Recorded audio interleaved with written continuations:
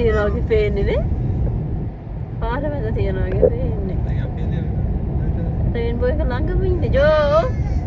ජෝ ආය බලන්න අපි දැන් රේන්බෝ එක ළඟ ඉන්නේ. රේන්බෝ එක යටින් යන්නේ. අනේ chance එකක් හම්බෙන්නේ නැහැ. ලේසියට රේන්බෝ එක යටින් යන අවුරුදු දවසේ විශේෂයෙන්.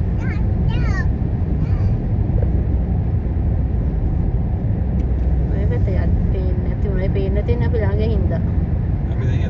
අපි රේන්බෝ එක ඇතුලේ ඉන්නේ පුතේ.